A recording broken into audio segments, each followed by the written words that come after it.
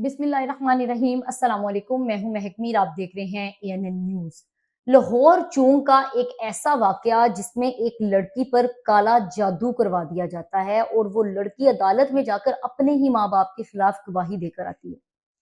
जो वाकया आज मैं आपको सुनाने जा रही हूँ, जरा दिल थाम के बैठिएगा कि हमारे इर्द गिर्द ये जो काले जादू वाला चक्कर है ये इतना बढ़ चुका हुआ है, हमें पता भी नहीं होता और हमारी अपनी औलाद पर ये जादू वाला सीन आया होता है। जो वाकया है लाहौर चूंग का है, जिसमें एक फैमिली है, रुबीना और शाहिद, जिनकी बेटी 4 बच्चे हैं। 4 बच्चों में से एक बेटी जिसका नाम हुमा है।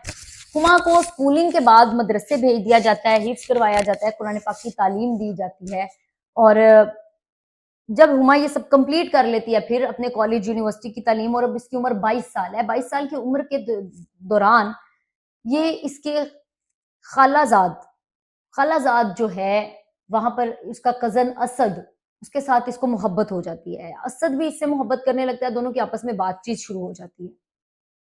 शादी के फैसले, शादी के जो हैं वो वादे शुरू हो जाते हैं।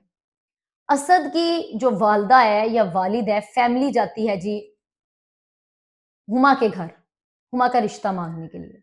जब असद की फैमिली हुमा के घर जाती है तो हुमा की फैमिली कहती है कि भाई हम कैसे रिश्ता दे दें, हम तो नहीं देंगे।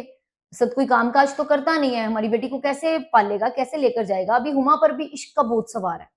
हुमा कहती है जी कर दो मेरी शादी।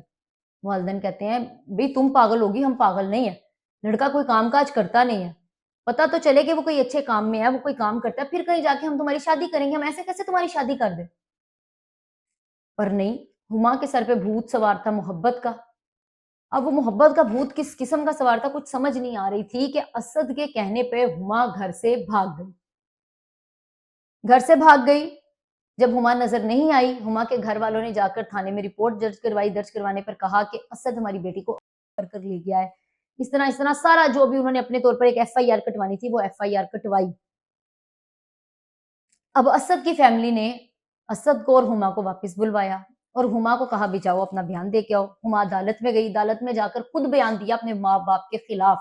कभी मैं बालिग हूँ, मैं अपनी मर्जी से गई हूँ, मैंने अपनी मर्जी से इस इंसान से शादी किया, चूंकि मेरे वालदैन रजामंद नहीं थे, मैं इसके साथ खुश हूँ, राजी हूँ, लिहाजा मुझे मेरे खामद के साथ जाने दिया जाए। मेरे खामद ने मुझे नहीं किया था। अब अदालती फैसला था, बच्ची बालिग थी। अदालत ने असद के साथ हुमा को भेज दिया और वालिदैन अपने घर चले गए।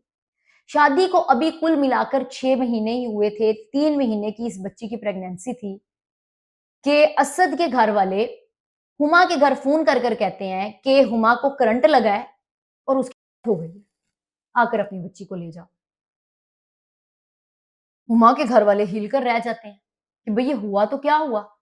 जब पहुंचते हैं तो देखते हैं कि हुमा के जिस्म पर मार कुटाई के दूध के निशानात, जिस्म नीला, मुख्तलिफ जगहों पे जो है वो पता चल रहा था कि किसी ने चोट दी है, किसी तकलीफ हुई है। बच्ची ऐसे नहीं गई।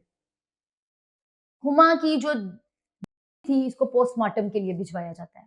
पुलिस आती है, पुलिस केस, असद की फैमिली पूरा दावा करती है कि जी हुमा को करंट लगा, लेकिन हुमा के जो वालिद हैं वो इस चीज को नहीं मानते। उनकी मदय्यत में एक एफआईआर कटती है जिसमें वो बाकायदा तौर पर इन पर जो है वो केस करवाते हैं।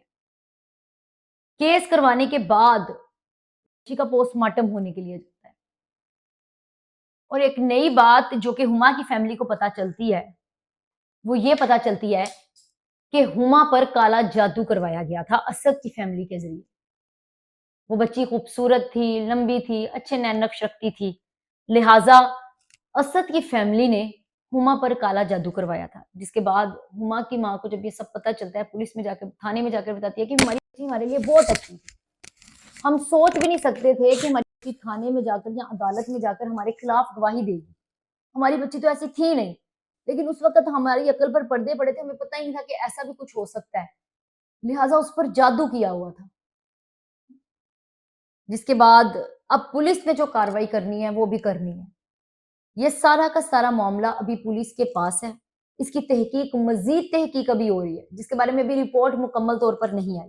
लेकिन ये वो एफआईआर है जो कि हुमा की फैमिली, हुमा के फादर की मुद्दत में कटवाई गई, जिसके बाद ये तमाम चीजें सामने आई कि उस बच्ची पर काले जादू के बाद उसको अपने घेरे में लेकर अपने बच्चे से शादी करवाई।